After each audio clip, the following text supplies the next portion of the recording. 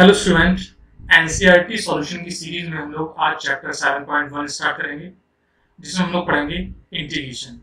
और इसमें हम बेसिक देखेंगे इंटीग्रेशन में क्या क्या हमें समझना है एनसीईआरटी के पॉइंट ऑफ व्यू से, सिर्फ और सिर्फ। अच्छा, तो मैं कहूँ कि इंटीग्रेशन को मैं टू टाइप्स में यहाँ पर डिवाइड करता हूँ। First is called the indefinite and second is called the definite integration. यदि मैं अभी 7th एक्सरसाइज की बात करूँ तो इसमें हम लोग इंडेफिनिट इंटीग्रेशन पर फोकस करेंगे। लेट x एक फंक्शन है और इसका डेरिवेटिव है fx, और इस बात को हमने ऐसे लिखा x इक्वल्स टू fx। तो इस केस में जो x है ना, x this is called primitive और you can say anti derivative of fx। तो एक सिंपल सी बात समझनी है और यही इंटीग्रेशन का फर्स्ट मेथड ही हो जाता है। और 7.1 एक्सरसाइज पूरी इसी पर बेस्ड है, एंटी डेरिवेटिव पर। यदि मैं ये कहूँ आपसे कि इंटीग्रेशन कुछ भी नहीं है, इंटीग्रेशन एंटी डेरिवेटिव है, मीन्स अभी तक हमने जितने भी फॉर्मूले याद किए थे किसके, डिफरेंशिएशन के, उन सबको रिवर्ट कर दो तो इंटीग्रेशन के सारे फॉर्मूले बन जाएंगे। और वहीं से बेसिक इसका स्टार्ट भी होता है। यानी इंटीग्रेशन को, और यू कैन से इंडेफिनिट इंटीग्रेशन की यदि मैं बात करूं तो उसको हम लोग क्या समझेंगे, एंटी डेरिवेटिव। डेरिवेटिव का रिवर्स है और उसी को इस डेफिनेशन में बताया जाता है। और यहाँ पर जो टर्म यूज करते हैं मैं वो समझा देता हूँ। 5x इक्वल्स टू fx है, तो 5x को क्या बोलेंगे, एंटी डेरिवेटिव और प्रिमिटिव ऑफ द fx। तो fx का ये प्रिमिटिव कहलाएगा। अच्छा, सपोज मैं आपसे कहूं कि भाई प्रिमिटिव तो हो गया 5x, ठीक है, collection of all primitives is called indefinite integration। इसको कोई लर्न करने की नेसेसिटी नहीं है, आप तो बेसिक समझना। Collection of all the primitive. अच्छा, कलेक्शन के लिए मैं यूज करता हूं इस सिंबल का, और यहाँ इंटीग्रेशन हम यूज करेंगे। तो यदि ये सिंबल की बात करो, देखो समेशन से आया है, समेशन का एस है ना, एस को थोड़ा एक्सटेंड कर दो, ये हो जाएगा।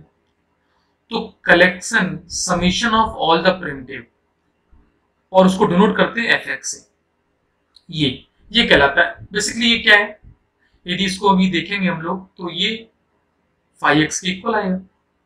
क्यों भाई, 5x का डिफरेंशिएशन fx था, तो fx का इंटीग्रेशन 5x आएगा, और इसी को मैंने प्रिमिटिव बोला था। और इन्हीं सब के कलेक्शन को हम लोग क्या बोलेंगे, इंडेफिनिट इंटीग्रेशन। यस और no, means indefinite integration is collection of all the primitive. मतलब की बात समझनी है वो ये कि तुम तो सिर्फ इतना समझो कि ये एंटी डेरिवेटिव है, मींस हमने डिफरेंशिएशन पढ़ा, अब डिफरेंशिएशन के सारे फॉर्मूले रिवर्ट कर देते हैं। देखिए, यदि मैं इसको समझाना चाहूंगा आपको तो यहां पर एक बात और लिख देता हूं। सपोज 5x प्लस c, इसका डेरिवेटिव fx है। ये बात समझ में आ रही होगी, c तो कांस्टेंट है और 5x क्या हो जाएगा fx। तो उस केस में यदि मैं ये पूछूंगा कि इंटीग्रेशन ऑफ fx dx मतलब विद रेस्पेक्ट टू dx, तो इसका आंसर हमें बताना है 5x प्लस c। अच्छा, मैं जो बात कर रहा था इंडेफिनिट, कि ये सेटअप इंडेफिनिट है, डिफाइन नहीं है, वो सी की वजह से है। इसको बोलते हैं इंटीग्रेटिंग कांस्टेंट। एक्चुअली होता क्या है, जैसे मैं सपोज आपसे ये कहूं कि भाई साइन एक्स है, साइन एक्स का डेरिवेटिव क्या है, तो साइन एक्स का डेरिवेटिव का आंसर आएगा कॉस एक्स। ठीक, अब मैं आपसे पूछूं भाई कि साइन एक्स प्लस 2, इसका डेरिवेटिव बताओ, तो साइन एक्स का कॉस एक्स और 2 का क्या है, 0, तभी आंसर कॉस एक्स आएगा। अब मैं इस डेफिनेशन के अकॉर्डिंग आपसे रिवर्स पूछूं कि भैया मुझे ये बताओ कि कॉस एक्स का इंटीग्रेशन क्या है, अब तुम फंस जाओगे, तुम साइन एक्स बताओगे, साइन एक्स प्लस 2 बताओगे, तो आंसर आएगा sine x plus c. C is called the integration constant. और इसी सी की वजह से ही इस कैटेगरी को हम लोगों ने क्या नाम दिया था, इंडेफिनिट इंटीग्रेशन। अदरवाइज ये डेफिनिट कैटेगरी में चला जाता, और डेफिनेट में जब हम देखेंगे तो सी को वहां पे एलिमिनेट कर देते हैं, सी होते ही नहीं है, तो उसको क्या बोलते हैं हम लोग, डेफिनेट। यदि मैं कहूं इसकी जो बेसिक डेफिनेशन है उसको यहाँ पे डिटेक्ट करूं तो देखिए, a function phi x is called primitive, ये बताया था, और an anti derivative of a function f x, तो फंक्शन फाई एक्स है वो प्रिमिटिव और एंटी डेरिवेटिव है इफ, अभी कंडीशन थी phi dash x equals to F x, और उसी केस में मैंने बोला था collection of all its primitive is called the indefinite integration of F x, और उसको डिनोट करते हैं उस सिंबल से, है ना। और नेक्स्ट हमने क्या लिया था कि phi X plus C equals to F X, then integration of F X DX equals to phi X, और सी क्या है यहाँ पे, कांस्टेंट है, आर्बिट्रेरी कांस्टेंट है, और उसको क्या बोलेंगे, कांस्टेंट ऑफ इंटीग्रेशन। अच्छा, इसी मेन थीम पर, जो ये थीम है, इस पर ही मेथड ऑफ इंटीग्रेशन का फर्स्ट पार्ट, यदि कोई कहे कि मेथड ऑफ इंडेफिनिट इंटीग्रेशन, तो मैं कहूंगा कि भाई इसके फर्स्ट पार्ट के लिए हम लोग एंटी डेरिवेटिव का ही यूज करेंगे, एंटी डेरिवेटिव। इसका मीनिंग क्या होगा, मीनिंग वही देखिए, जैसे सपोज मैं आपसे फॉर्मूला पूछता हूं कि d upon D x to power n plus one upon n plus one क्या होगा, तो आप सॉल्व करोगे, तो ये तो कांस्टेंट है, ये तो one upon n plus one आगे आ जाएगा, और इसको सिंप्लीफाई करेंगे तो ये एन प्लस वन आएगा into x to power n plus one minus one, ये सिंप्लीफाई, ये से कैंसिल, तो फाइनली ये आ जाएगा x to power n, means इसका डेरिवेटिव ये। अब यहीं पर मैं आपसे कहूं कि integration of x to power n d x क्या होगा, तो अपना आंसर आएगा x to power n plus one upon n plus one, और प्लस सी लगाना मुझे बताना नहीं चाहिए, प्लस सी बहुत सिंपल है, क्योंकि यहाँ प्लस सी होता तो उसका डेरिवेटिव तो जीरो ही होता। तो फाइनली यदि मैं कहूँ कि अपने पास बहुत सारे एग्जांपल्स हैं जो हम लोगों ने डिफरेंशिएशन वाले चैप्टर में देखा था, जैसे साइन एक्स का डेरिवेटिव, कॉस एक्स, तो कॉस एक्स का इंटीग्रेशन, कॉस एक्स का इंटीग्रेशन क्या हो जाएगा, साइन एक्स, हाँ यहाँ प्लस सी लगाना है। सपोज मैं कहूं कि भाई कॉस एक्स का डिफरेंशिएशन माइनस साइन एक्स, तो यहाँ पे मैं आपसे कहूंगा कि भाई साइन एक्स का integration minus of cos x plus C, ऐसे फिर मैं कहूंगा टेन एक्स का डिफरेंशिएशन सेक स्क्वायर एक्स, तो फिर रिवर्स आ जाऊंगा मैं सेक स्क्वायर एक्स का इंटीग्रेशन टेन एक्स, ऐसे ही साइन कॉस टेन कॉट का कॉट एक्स का माइनस कॉसेक स्क्वायर एक्स, तो कॉसेक स्क्वायर एक्स का इंटीग्रेशन माइनस कॉट एक्स। ऐसे मैं आपसे कहूंगा कि डेरिवेटिव ऑफ सेक एक्स, तो आएगा सेक एक्स टेन एक्स, तो यहां पर integration of sec x tan x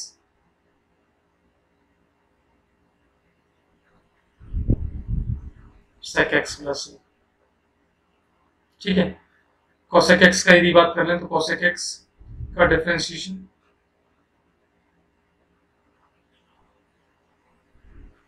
minus cosec x cot x,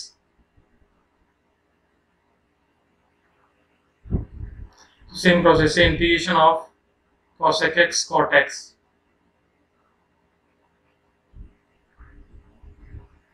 equals to minus cosec x। तो बेसिक ट्रिग्नोमेट्री वाले देख लीजिए, ऐसे ही बेसिक अलजेब्रिक देख लेते हैं, तो उनको लिस्टेड कर लेते हैं हम लोग, ठीक है। देखिए, तो यहाँ पर ये लिस्ट आ गई, इस लिस्ट को हम लोग एक बार ध्यान से देख लेते हैं। जैसे मैं कहूँ कि भाई ये वाला भी देखा था, x over n plus one upon n plus one का क्या है, ये एक्स ओवर एन आया था, तो यहाँ पर एक फॉर्मूला ये बन गया, ठीक है, x का क्या है 1, तो x का 1 है तो कांस्टेंट का क्या x आ जाएगा यहाँ पर।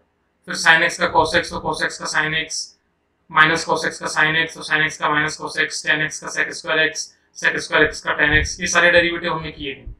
ये तो बेसिक ये आई कहाँ से है वो समझना है।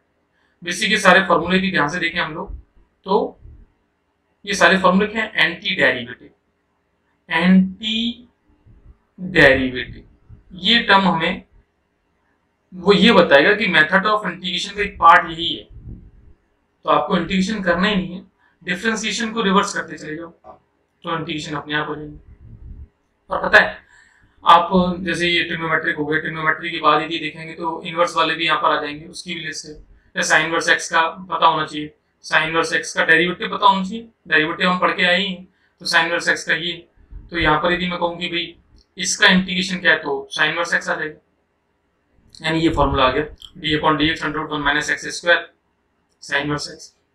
अच्छा अब यार डेफिनेट एक आपसे बात कहूँ कि मुझे ये पता है कि भाई इंटीग्रेशन के फॉर्मूले में लर्न करना है, उसका फायदा भी ये है ना कि हमें डिफरेंशिएशन के फॉर्मूले याद हैं, तो इंटीग्रेशन के लर्न करना कोई बहुत बड़ी बात है नहीं।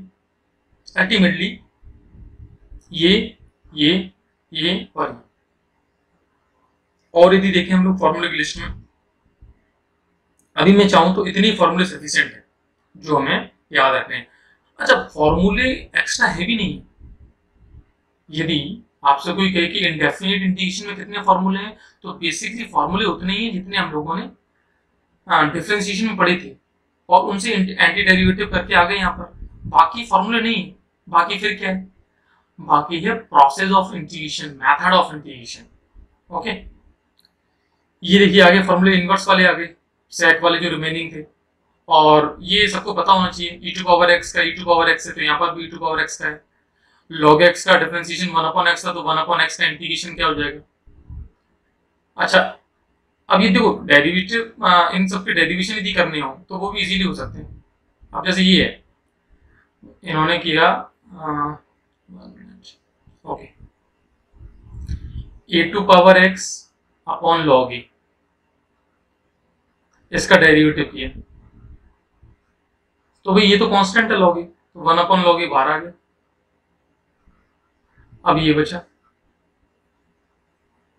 अब ए टू पावर x का पता होना चाहिए, तो 1 अपॉन log a वही ए टू पावर x का क्या, a to power x log a, ये कैंसिल हो जाएगा। तो फाइनली ये कितना आ गया, ए टू पावर x आ गया, तो इसको रिवर्स कर दिया तो ए टू पावर x का इंटीग्रेशन निकल के आ गया, ये लिखा हुआ है। ठीक है, ऐसे ही log x का डिफरेंशिएशन पता है, log x का डेरिवेटिव क्या है 1 अपॉन x, तो 1 अपॉन x का इंटीग्रेशन, तो इंपॉर्टेंट बात आ गई 1 अपॉन x का इंटीग्रेशन हमें पता है वो क्या है log x। तो बेसिक जो फॉर्मूले थे वो हम लोगों ने यहाँ पर देख लिए।